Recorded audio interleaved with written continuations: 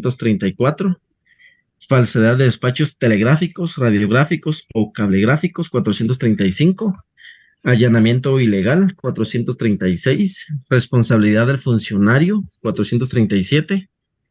Inobservancia de formalidades, 438. Consumo ilícito de bebidas alcohólicas o fermentadas, artículo 438 bis. Muy bien.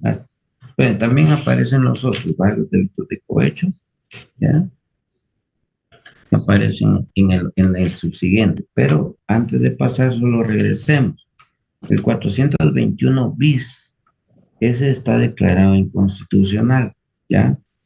El 421 es de negación de auxilio, pero el 421 bis está declarado inconstitucional, ¿ya? Muy bien. Ahora, Perdone, el artículo diga. 420 bis, ese también es inconstitucional, ¿verdad? Sí, claro, el incumplimiento de funciones de funcionarios y empleados públicos de acudir a situaciones legislativas, ese está declarado inconstitucional también, 420 bis. Gracias. Muy bien. Ahora pasamos al capítulo tercero. ¿Qué delitos contiene este capítulo?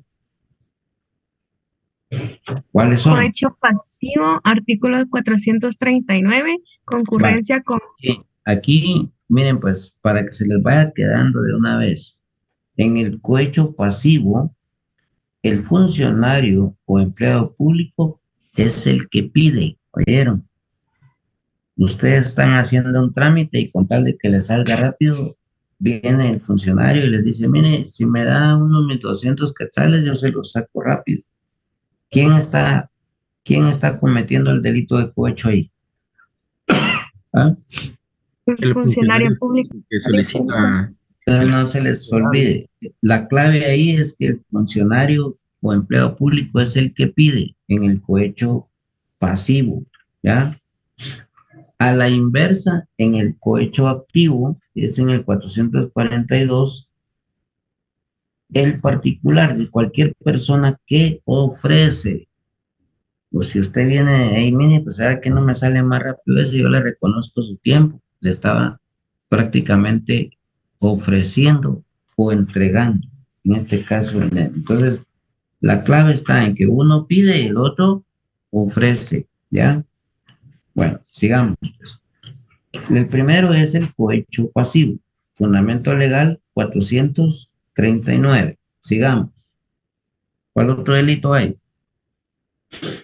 Concurrencia con otro delito, artículo 440. Muy bien. Soborno de árbitros, peritos u otras personas con función pública, 441. Muy bien. Cohecho activo, 442. Muy bien. El cohecho activo transnacional, Muy bien. 442 bis. El cohecho pasivo transnacional, 442 ter. Aceptación ilícita de regalo. Sí, perdón. No se les olvide nunca mencionar el bis o el ter, porque esas son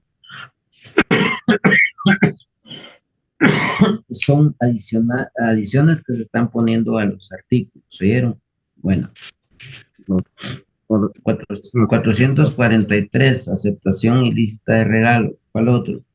Exención especial de responsabilidad, 444. Muy bien.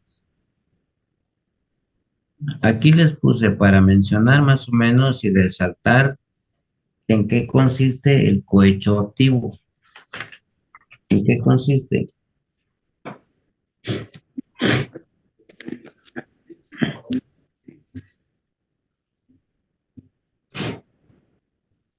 En que un particular le ofrezca o entregue, ¿va?, al funcionario o empleado público o a quien ejerza funciones públicas, directa o indirectamente, cualquier objeto de valor pecuniario u otro beneficio a título de favor, dádiva, presente, promesa, ventaja o por cualquier otro concepto para sí o para otra persona, para que realice, ordene, retarde u omita un acto propio de su cargo. ¿Cuál sería el fundamento legal? Artículo 442. Muy bien. ¿Y en qué consiste el delito de cohecho pasivo? Que el funcionario o empleado público le pida al particular o le Solicita o reciba. reciba. Sí, pero léanlo. Eso fue lo que les dije, pero lean. ¿Cuál es? Tal vez sea la única vez en su vida que lo lean, entonces lean. El funcionario público o empleado público quien ejerza funciones públicas que solicite o acepte directa o indirectamente cualquier objeto de valor pecuniario u otro beneficio a título de favor, dávida, presente, promesa, ventaja o por cualquier otro concepto para sí mismo o para otra persona, para realizar, ordenar, retardar u omitir un acto propio de su cargo. Muy bien. Fundamento legal en el artículo 439. Oye, en el capítulo 4 dice, indique qué delitos contiene este capítulo. ¿Cuáles son? Peculado por sustracción, artículo 445. Peculado por uso, artículo 445 bis. Peculado culposo, artículo 446.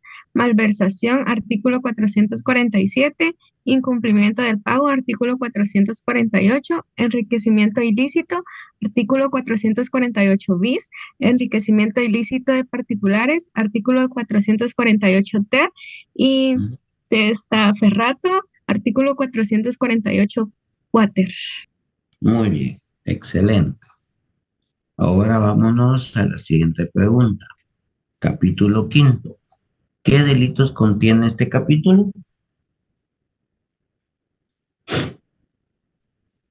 Concusión, artículo 449. Tráfico de influencias, 449 bis. Fraude, 450. Cobro ilegal de comisiones, 450 bis. Exacciones ilegales, 451. Cobro indebido, 452. Muy bien. Excelente. Vámonos. Ya terminamos ahí, ¿verdad? La parte de la parte teórica. ¿Ya? Ahora vámonos a la parte práctica.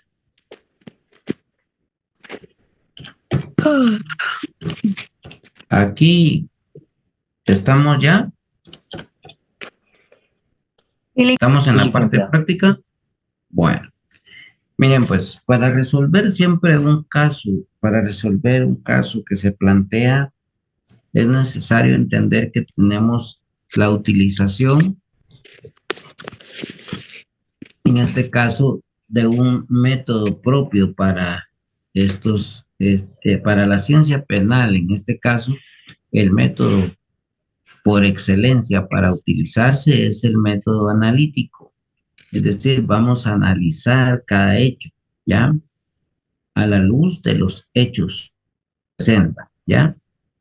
Entonces, el método analítico es el que vamos a utilizar. Bueno, caso número 1. El expresidente constitucional, ingeniero Jorge Serrano Elías, en su idea de depurar el Estado, abolió el Congreso de la República, la Corte Suprema de Justicia, depuso a los magistrados de la Honorable Corte de Constitucionalidad, asumiendo en el organismo ejecutivo poderes absolutos y plenipotenciarios, decretando, entre otras medidas, la suspensión de garantías constitucionales, variando con ello el orden institucional. Dicho acto fue catalogado como un autogolpe de Estado por la comunidad nacional e internacional. A tal hecho, la población guatemalteca manifestó masivamente su descontento en contra del presidente y fue tanto su efecto que se vio obligado a renunciar al cargo, salir del país y exilarse en la República de Panamá. Indique, ¿qué delitos cometió el expresidente Jorge Serrano Elías?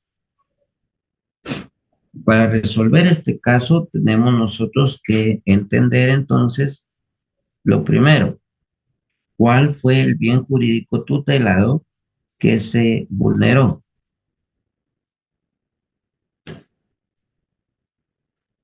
Orden constitucional. Orden institucional, licenciado. El orden institucional, perfecto. Entonces, si ustedes se dieron cuenta de toda la gama de delitos que hemos venido observando y apuntando y estudiando en este pequeño repaso que estamos haciendo aquí, ya delimitamos, o sea, aquí ya utilizamos otro método, ¿tá? El método inductivo. El inductivo va de lo general a lo particular, ¿ya? Entonces aquí ya ustedes vieron que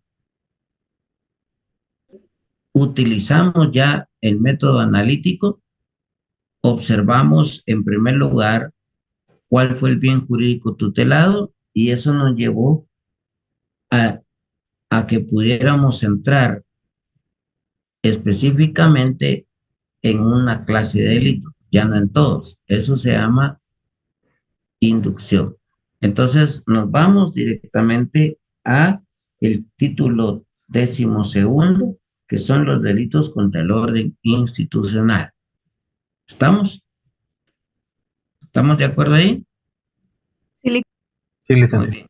Entonces aquí, ¿qué delitos cometió el expresidente Jorge Serrano Elías? A, rebelión.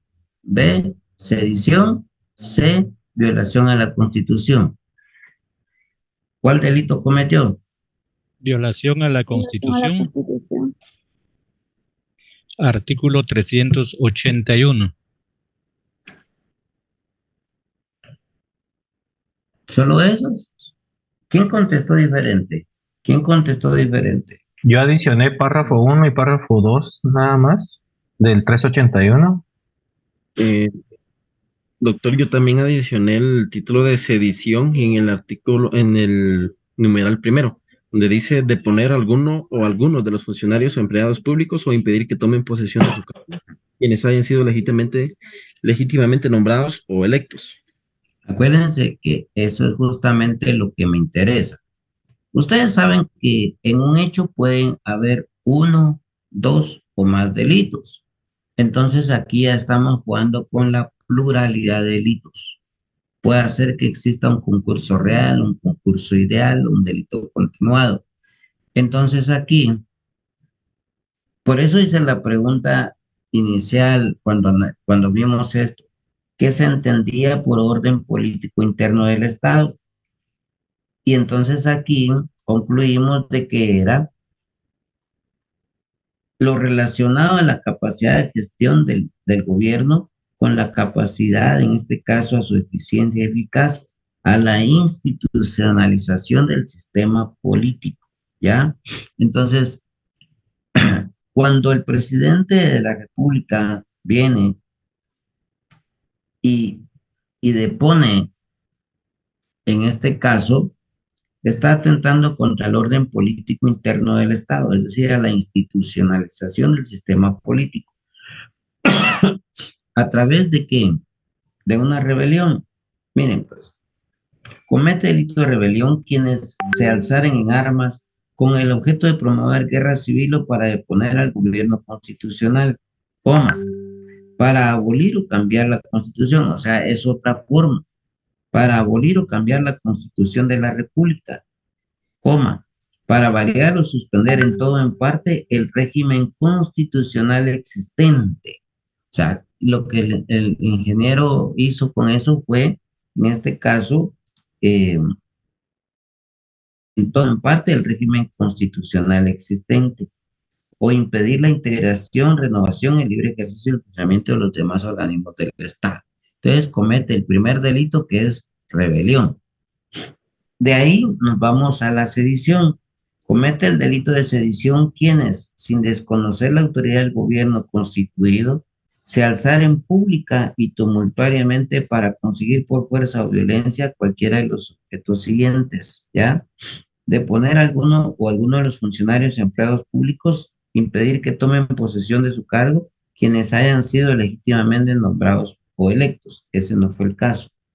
Segundo, impedir por actos directos la promulgación o ejecución de las leyes o de resoluciones judiciales o administrativas, ¿ya? ejercer actos de odio o venganza en la persona o bienes de alguna autoridad o de sus agentes. Ojo. Ejercer con fines políticos o sociales algún acto de coacción contra los particulares, contra una clase social o contra las pertenencias del Estado o alguna entidad. Allanar los centros penales o lugares de detención o atacar quienes conducen presos o detenidos en lugar, ¿ya? Entonces aquí lo que el presidente hizo fue deponer a alguno de los funcionarios empleados. En este legítima nombrados para ellos, ¿ya? Impedir por actos directos la promulgación o ejecución de leyes o resoluciones judiciales o administrativas.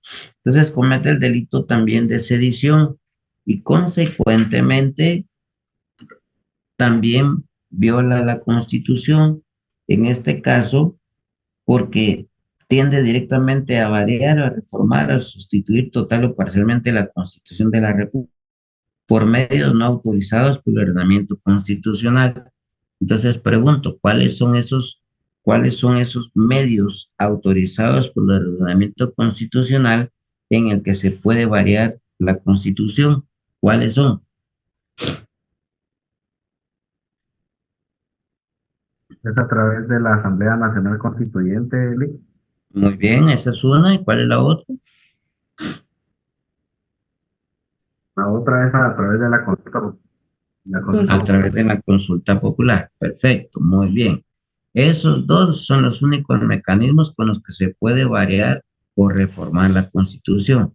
Cualquier otro acto es constitutivo al rompimiento institucional y por consiguiente viola la Constitución. Entonces, ¿qué delitos cometió el expresidente Jorge Serrano Elías? Rebelión, sedición y violación de la Constitución. Muy bien, él cometió todo. ¿Cuál es el fundamento legal? Artículo 381. ¿Cuál otro? Artículo 385. Ajá, y 87. 387. ya vieron. Esto Ahora se ya. llama, licenciado, disculpe, esto es un concurso real de delitos. Ahí, vamos a ver, si fuera un concurso real, un delito sería independiente del otro. Pero si es un concurso ideal, uno es medio necesario para cometer el otro. ¿Qué creen ustedes de qué pasó aquí? ¿Hubo uno que fuera necesario para cometer el otro? Sí. Bueno, Ideal. la violación a la Constitución llevó a la rebelión y a la sedición, ¿ya?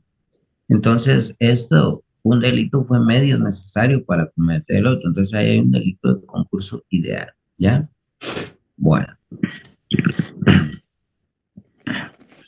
¿Estamos listos para pasar al caso número 2? ¿Estamos listos para pasar al caso número 2? Bueno. En la época de la Alemania nazi de Adolf Hitler, por política de Estado, se determinó que había que exterminar a todos los judíos, aduciéndose la razón de la destrucción de la raza árida.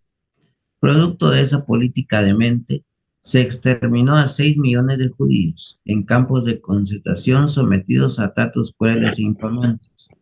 Luego de ese episodio, la Asamblea de las Naciones Unidas, en el año 1948, declaró por unanimidad que ese es un delito de lesa humanidad que tiene como propósito específico el ánimo de matar o el exterminio de un grupo étnico o racial y que puede cometerse en tiempos de paz y en tiempos de guerra.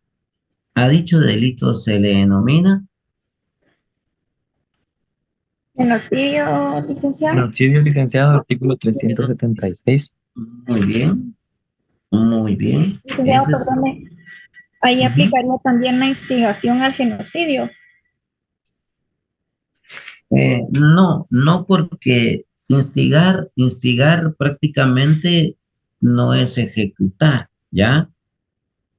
Aquí se determinó una política de exterminio y se hizo. La instigación es que yo venga y le diga, mira, a usted le caen, usted por su casa, ahí viven un montón de negros, ¿va? Sí, ¿cómo caen mal esos negros? Dan ganas de matarlos, ¿va? Yo que usted los mataría. Eso sería instigar, ¿ya?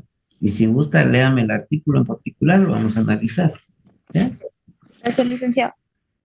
Instigación al genocidio. Quien instigare públicamente a cometer el delito de genocidio será sancionado con prisión de 5 a 15 años. La proposición y la conspiración para realizar actos de genocidio serán sancionados con igual pena. Vale, entonces, si te das cuenta, el verbo rector es muy diferente, ¿ya?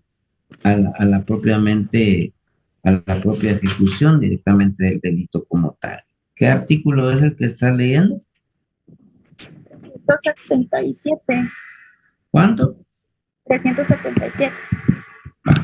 Entonces, lo importante aquí es que tú observes los verbos rectores, ¿ya? Los verbos rectores. Gracias, licenciado. Muy bien. Bueno.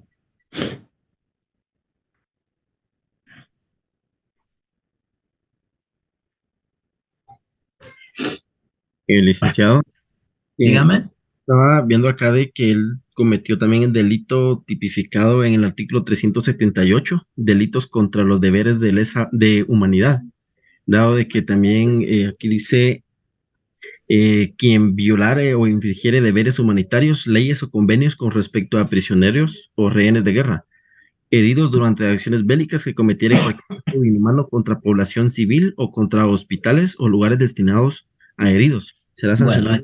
Bueno, aquí el caso no aplica en particular no, porque no aplica porque en ese entonces como que no estaban ningún convenio ni existía nada de las actuales que realizó la ONU, y como usted había dicho anteriormente. O sea, en ese entonces no existía todos esos convenios. Bueno, no por eso propiamente, sino porque en realidad ellos no fueron prisioneros o rehenes de guerra. O sea, Israel no estaba en conflicto de guerra contra Alemania. Ellos, al final de cuentas, estaban en sana paz. La mente de Hitler se volteó contra ellos. Y por eso es que una de las teorías por las cuales se dice que Hitler en parte escogió a los judíos para cometer esta masacre, digamos, este genocidio, fue porque, en primer lugar, los judíos, si ustedes observan, en todas partes del mundo están, pero estos judíos, por bendición de Dios, siempre están bien y porque se ayudan entre ellos mismos. Entonces, los judíos radicados en Alemania eran los que, digamos, como quien dice, la clase económica privilegiada. Las casas de los judíos eran las más lujosas, tenían joyas, tenían dinero, tenían negocios, mientras que los alemanes propiamente, y aún viviendo en Alemania, eran de superior calidad en sentido económico. Entonces, para empezar, Hitler dijo, necesito dinero para financiar la guerra. ¿Quién lo tiene? Los judíos. Entonces, declarémosle la guerra a los judíos, pero no fue una guerra de Estado, sino fue una persecución para acabarlos. Esa es una teoría. La otra es que él quiso, en primer lugar, ingresar a la ¿cómo se llama? A la Academia de Arte que estaba en Austria, en Viena, y que los directores de esa prestigiosa academia eran todos judíos. Como no lo aceptaron porque se exigían estándares de calidad demasiado altos para todos los pintores, y como lo rechazaron, él agarró odio contra los judíos. Entonces, de todas las versiones que se dan, lo que se determina para poder acabar con los judíos propiamente. En este caso, fue a través de ponerlos prisioneros, pero no prisioneros de guerra, porque ellos jamás le declararon la guerra Alemania. Entonces, no puede aplicar este artículo ahí, porque al final de cuentas, los delitos que nacen el derecho humanitario nace posterior, nace a consecuencia directamente de la figura del genocidio. ¿Ya? ¿Estamos entonces? Ahí solo queda la figura del genocidio según el artículo 376 del Código Penal. Número 3, perdón, caso número 3. ¿Estamos listos? Para Sí, licenciado. Licenciado. caso número 3. Bueno, por decisión del ministro de Gobernación y el director de la Policía Nacional deciden llevar a cabo el Plan Gavilán, el cual consistió en ejecutar un operativo relámpago en búsqueda de drogas y estupefacientes en los autohoteles, irrumpiendo en todas las habitaciones, inclusive en las que estaban en uso por parejas en intimidad.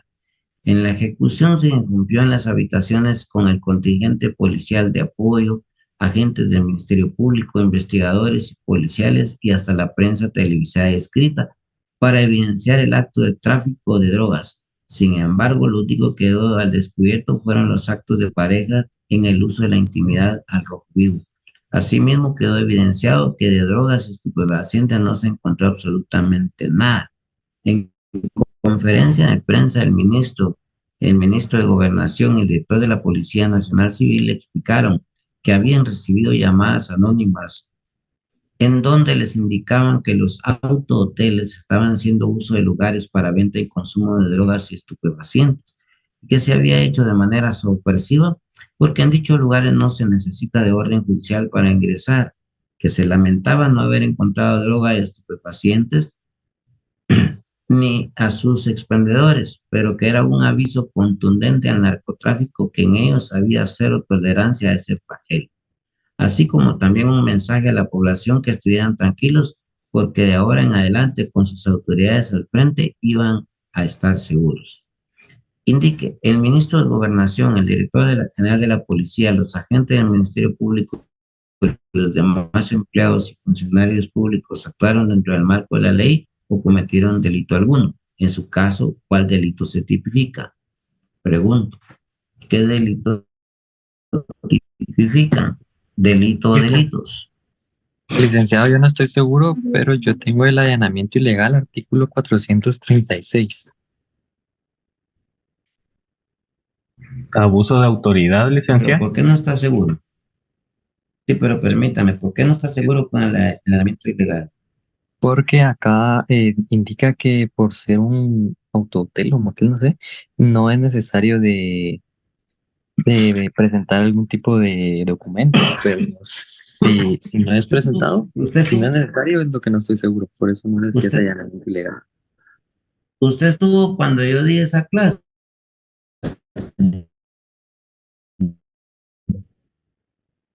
¿Esa clase? No, licenciado. Bueno, eso es importante. Primero que nada, acuérdense de que lo que aquí hablamos, aquí lo decimos y lo discutimos. Generalmente yo cuando doy una clase siempre pongo ejemplos y cuando di la figura del allanamiento justamente expliqué este caso. Entonces, sí es oportuno, digamos, hacer énfasis de que las clases son importantes porque mucho de lo que uno dice y explica en clase es lo que generalmente después se refleja en los exámenes. Por eso no está seguro, ¿ya? Pero ¿por qué razón usted cree que hay allanamiento ilegal? Porque dice que el funcionario de un pueblo público que añade domicilios sin las formalidades prescritas por la ley, o fuera los casos que la misma determinada. Vaya, entonces, ¿por qué usted cree que hay allanamiento ilegal? Es que lo único que me ponía en duda el licenciado era que si de verdad no se necesitaba documento para poder allanarse. Bueno, alguien que haya estado en clase que le pueda complementar la respuesta al compañero.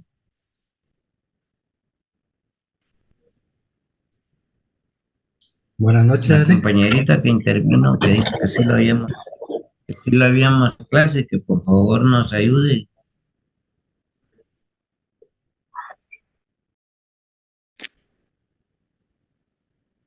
Ujú.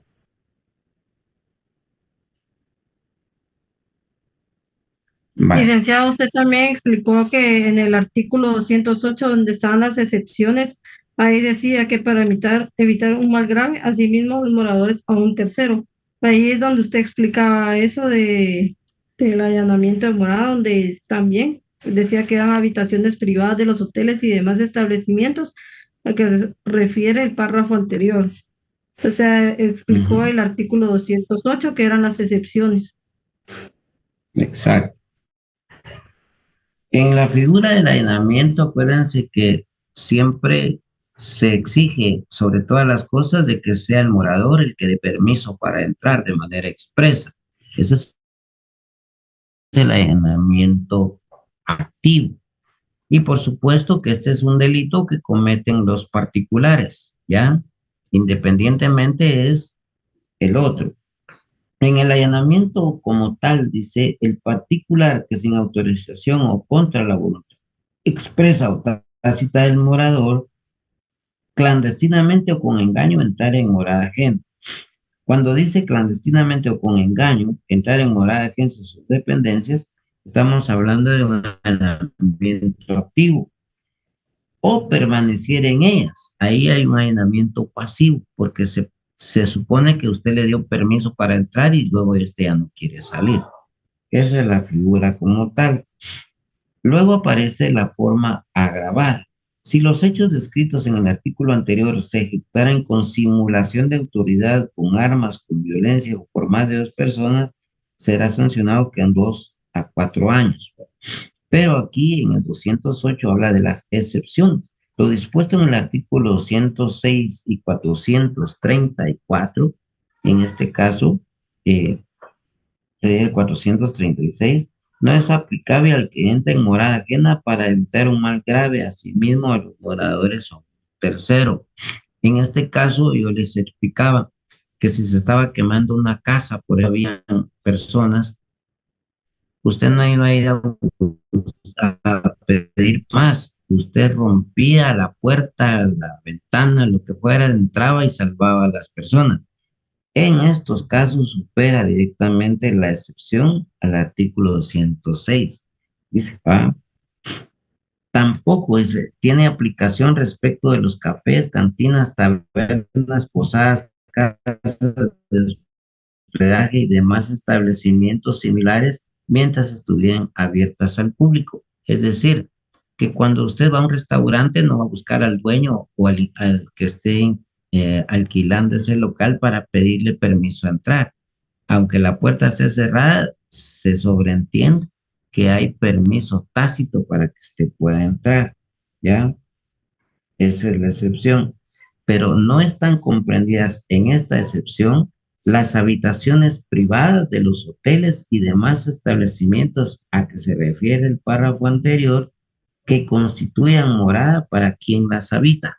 Y en este caso, las habitaciones que estaban en uso de la intimidad por parte de parejas constituyen morada. ¿Por qué? Porque en este momento se está consumando el derecho a la intimidad. Es decir, cuando irrumpen en las habitaciones de los autohoteles en uso, lo que se vulnera es el derecho a la intimidad. ¿Por qué razón? Porque esa habitación constituye morada y esta morada es inviolable, excepto que haya una orden judicial. Por lo tanto, en este caso, se comete el delito de allanamiento ilegal por parte del ministro de Gobernación, el director de la policía, los agentes del Ministerio Público y los demás empleados y funcionarios públicos que pudieron haber entrado, hasta la prensa incluso. Entonces, hay allanamiento ilegal Fundamento legal, artículo 436. Estamos, los que hayan contestado en esa línea pueden estar tranquilos. ¿De acuerdo? Solo Aunque una, no lo hayan contestado tan explícitamente. perdone, Dígame. solo un aporte tal vez ahí adicional, es que el artículo 23 de la Constitución Política de la República también lo define ahí como la inviolabilidad de la vivienda, ¿verdad? Que hay una inviolabilidad Es correcto. que no podrá ser, podrá Es penetrar correcto. sin El no allanamiento, el allanamiento de morada deviene precisamente de ese precepto constitucional, la inviolabilidad de la vivienda, ¿ya? Entonces de ahí, de ese párrafo constitucional, se desprende que toda morada es inviolable, excepto cuando hay una orden judicial. ¿Por qué? Porque se está protegiendo el derecho a la intimidad. Muy bien, para concluir el caso número 4, según información de la prensa en noticias de última hora, se allana en casa de la ciudad de Antigua Guatemala y se descubre la cantidad de 122 millones de quetzales de diversas denominaciones a nombre del ministro de Gobernación, Infraestructura y Vivienda, Juanito Juárez, quien días posteriores fue aprendido y consignado a los tribunales de justicia. En el proceso se investigó que dicho dinero había sido obtenido por el funcionario por haberlo recibido de la constructora en un proyecto, de una constructora en un proyecto vial. Se probó el hecho y se constata que cuando asumió el cargo en su declaración jurada patrimonial, no consigna haber tenido dicha cantidad y tampoco justificó que fuese producto de salario delgado con indique qué delito o delitos se tipifican en el presente caso. La aceptación ilícita de regalos, licenciado. Artículo 443. Miremos el 400, ¿cuánto? 43. Léalo, vamos a ver. El funcionario o empleado público que aceptare dávidas, presentes, ofrecimientos o promesas de personas que tuvieran algún asunto pendiente ante él, será sancionado con prisión de 1 a 3 años y multa de 5,000 a 25,000 quetzales. Bueno, ahora lea el delito de cohecho. ¿El delito cuál, perdón? ¿Cohecho qué, perdón? El cohecho pasivo, el cohecho activo. El cohecho pasivo.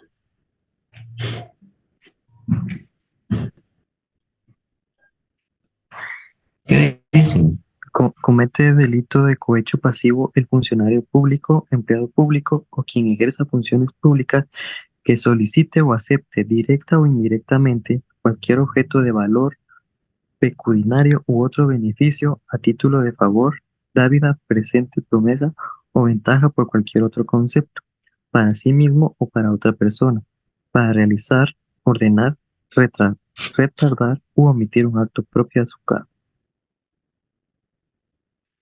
¿Qué más?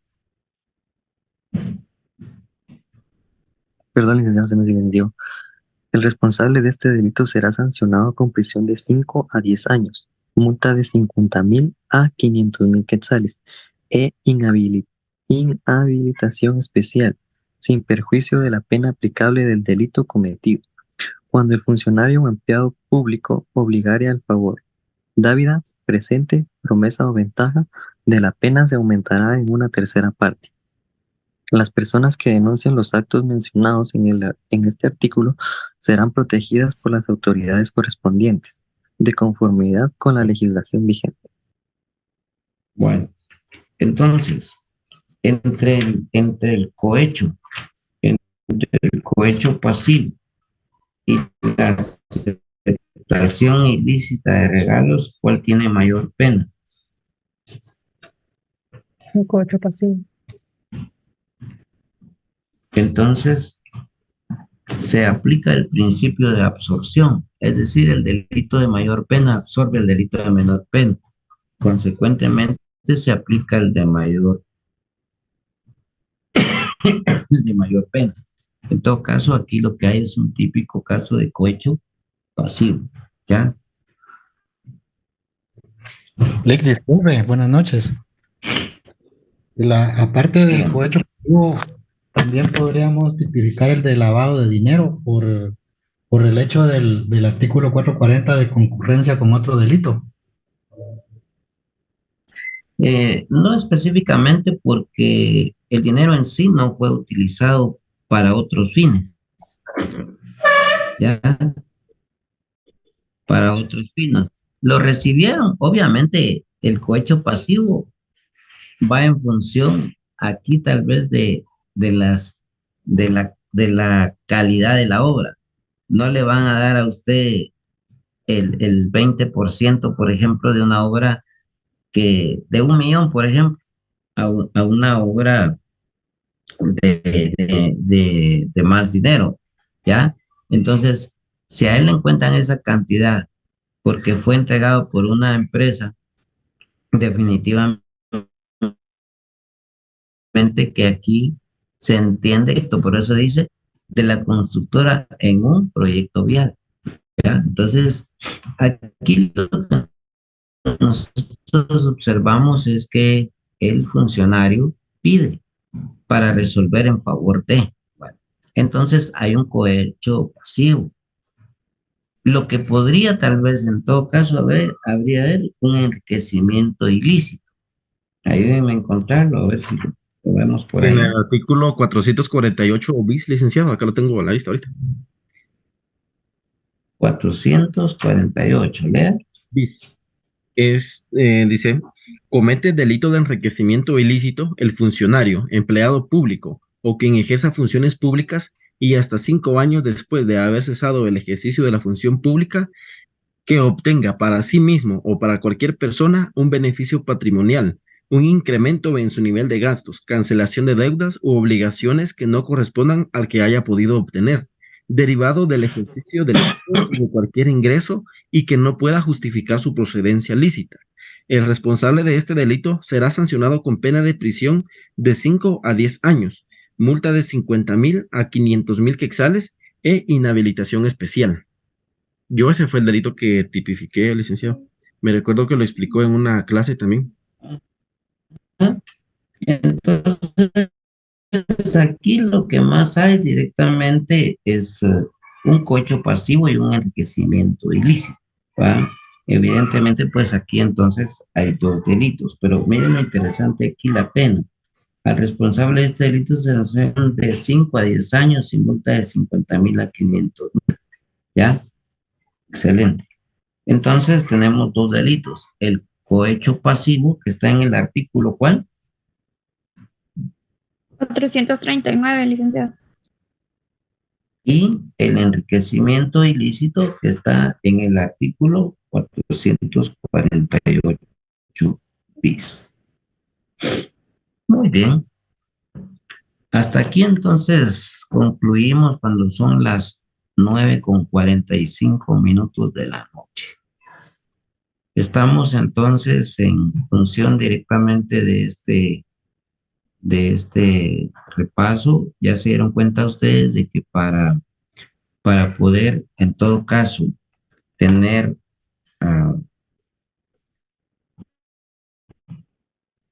para tener a bien directamente la resolución de casos hipotéticos, lo primero que tenemos que hacer es ver el bien jurídico tutelado que ha sido vulnerado y irnos viendo en función directamente para ver si no existen 1, 2 o más delitos y así sucesivamente. Y luego, pues obviamente determinar en todo caso que pueden caber 2 o más delitos en un solo hecho. Lo importante aquí ahorita es que ya tenemos una panorámica de lo que podemos encontrar en el segundo examen parcial, una parte teórica, una parte práctica, y espero pues de que ahorita ya tengamos la opción en lo que resta de estos días. Hasta el miércoles nos toca el examen, ¿verdad? Miércoles nos toca el examen. Va. Entonces, Sí, licenciado. tendríamos domingos y días para repasar lo que nos compete directamente. Con este con este repaso que hemos hecho y en lo que hemos ordenado un poco el contenido del examen, para quienes ya hicieron sus fichas, enhorabuena, y quienes no la hicieron, aprovechen esta fórmula de cómo lo hicimos para que no se pierdan a la hora de estar. Lo mejor es que aprendan a manejar su código, pero si no, por lo menos dándose una guía de cuáles pueden ser los delitos que en todo caso pueden estar ahí.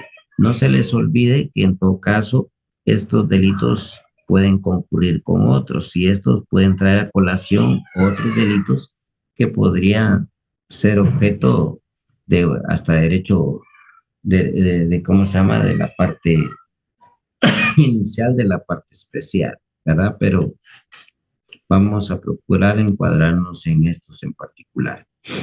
¿Alguna pregunta que tengan antes de retirarnos? Sí, licenciado, disculpe, yo tengo una duda que me surge acá en cuanto al artículo 423, atribuciones violatorias a la Constitución. Ese también constituiría el delito de prevaricato, el artículo 462. No. Solo mírame, ¿qué es el bien jurídico tutelado que vulnera el prevaricato, para empezar? Y es que déjeme ver, permítame un momentito. 462 dice usted, ¿va? Sí, 462. Delitos contra la... No. Mire, pues, ahorita le voy a decir algo. Ese delito está en el título 14, que son los delitos contra la administración de justicia, ¿ya? Hasta ahí no hemos visto nada todavía, ¿ya? Hasta ahí no hemos visto nada, porque ahí el bien jurídico tutelado en particular es la actividad judicial, o sea, todo lo que concierne al organismo judicial dentro del actuar de los particulares y de los funcionarios, pero eso todavía no lo hemos visto, ¿ya? En este caso, lo que usted menciona del prevaricato, ¿ya? El juez que a sabiendas de acciones contrarias a la ley o los fundar en hechos falsos. Entonces aquí el principal, el sujeto activo es el juez. ¿Ya? Juez. Muy bien. ¿Con qué delito? Sí, es posible que en este caso un juez pueda querer variar, obviamente, las formas de la Constitución, pero aquí ya es específico el sujeto activo del delito, ¿ya? Aquí ya es claro que puede darse el caso tan cuestionado de este juez Orellana, que ha estado emitiendo resoluciones queriendo variar la forma de cómo se debe resolver. Quizá tal vez la forma del tema del partido Semilla y de las elecciones y todo esto, que ha sido una intromisión de este juez diciendo que hay cuestiones ilegales y estafas y que hay falsificaciones materiales, todo esto. Si el juez resuelve directamente en función de un prevaricato, por supuesto que puede haber una resolución violatoria de la Constitución, o sea, no se descarta, es más, va muy ligada, pero ahorita no va a haber ninguna participación de juez en cualquier caso que yo les plantee, porque no es el tema. ¿Bien? De que puede darse... Sí, no, es válida. Es válida su observación, claro. Pues al resolver al resolver una cuestión a su cargo, puede variar la Constitución. El caso directamente de esto que usted se presenta como posible es el caso de la señora Sandra Torres, que en un momento determinado planteó su demanda de divorcio por incompatibilidad de caracteres y el juez resuelve a sabiendas de que no era cierto. ¿me entiende? Entonces, claro que puede variar. Y ella queriendo ser presidenta, entonces está violando la Constitución en el sentido de que ella tenía un impedimento constitucional para ser candidata, pero el juez resuelve de que sí da lugar a la disolución del matrimonio. Entonces puede haber un prevaricato por parte del juez que admitió la demanda. Ajá. Y con ello, pues, evidenciar una violación a la Constitución. O sea, por ese lado sí puede haber, ¿verdad? Pero en este caso del segundo parcial, no va a haber nada que tenga que ver con actividades de jueces ni nada por el estilo, ¿ya? Porque todavía no hemos entrado a la actividad judicial, ¿ya? Muy bien, perfecto. Gracias, doctor. Muy amable por resolver mi consulta. Gracias. Muy bien. Pues bien, son las 10:10. ¿Tienen alguna duda? ¿Alguna otra pregunta?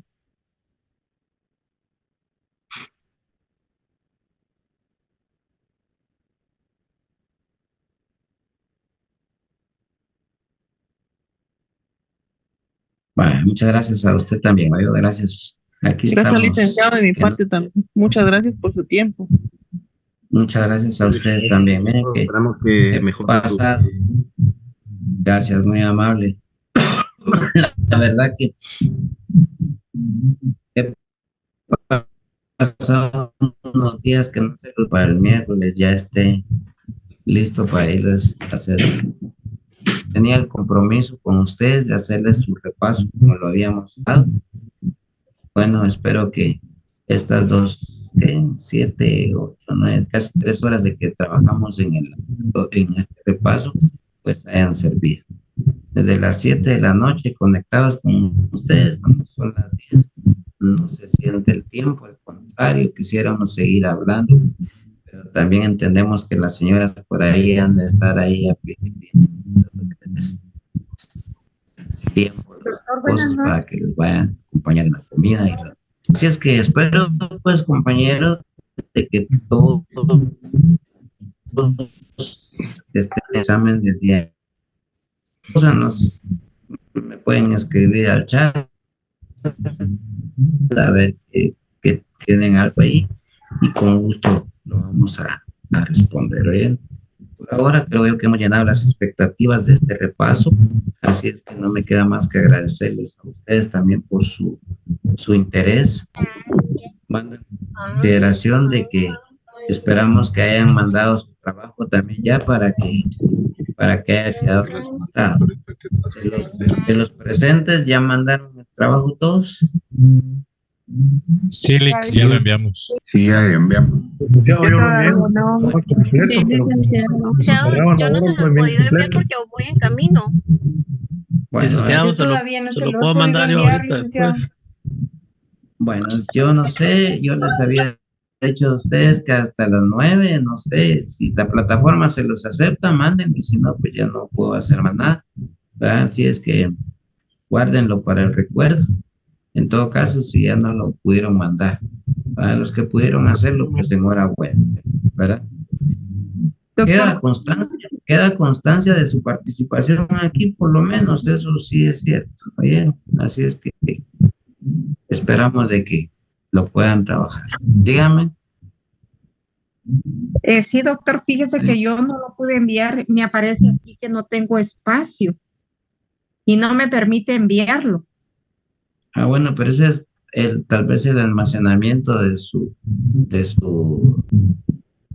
¿Sí me trae un teléfono? ¿Se lo puedo mandar por WhatsApp? No. Con usted estamos trabajando desde las 7 de la noche. Y cuando yo le pregunté, me dijo que iba por la pregunta 17. Y mire, ya terminamos. No, doctor, no fui yo. Voy a entretarle. Pero no se preocupe, que ya la miré aquí, doña Sandrita Orozco. Ya la miré. Lo importante, miren, pues aquí lo primerito, lo más importante es que ustedes hayan estudiado y que esto solo sea un repaso de lo que ya estudiaron. La idea de mandar el trabajo era para tener constancia de que asistieron a la actividad y que en todo caso, si el día de mañana necesitan un subpuntito por ahí, pues se les pueda tomar en cuenta.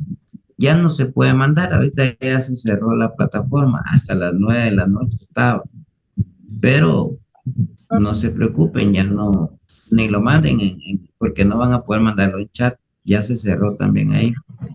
Pero en todo caso, aquí me queda bien clara la carita de cada uno de ustedes. Luego mi Por teléfono. ejemplo, Shaley ya está que se duerme. Mi teléfono. Ya. Ya es tarde. Entonces, no se preocupen si no mandaron el trabajo, basta con que lo hayan hecho a conciencia y que el día del examen salgan mejor, ¿va? Así es que, estimados compañeros, yo también pues les agradezco mucho, no se preocupen si no lo mandaron, total no tiene ningún punteo, no se preocupen, era solamente para que quedara constancia, pero lo mejor porque ya lo tienen ahí, repasen sobre eso, traten de leer en el código los artículos para que lo tengan presente, ¿vieron? Y de ahí pues creo que estamos listos para el examen, ¿verdad? Así es. Las notas, disculpe, Estimado licenciado. las notas todavía no. No, Ya disculpe las- que ahora será realizado el examen el día miércoles. Pues en el horario que dice, yo no he revisado, pero me imagino que tendrá, si es en cada sección o yo, Gracias, no licenciado. sé, ¿verdad? Lo que sí es cierto es que las notas ya las tengo y se las voy a mandar, si Dios lo permite, el día de mañana en el chat. Le voy a decir a la licenciada Saraí que me ayude a mandárselas, así ustedes ahí la tienen a la vista.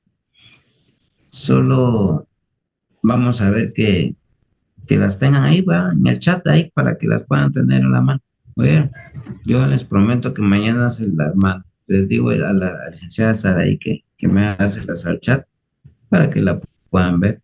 Si a ella le da tiempo mandar, subirlas a la cartelera, enhorabuena, pero si no, por lo menos al chat. Oye, ahí se los ofrezco. Gracias, doctor. Bueno. Gracias, Lick. Buenas noches a todos. Gracias, doctor. Feliz noche. Que descanse. Gracias.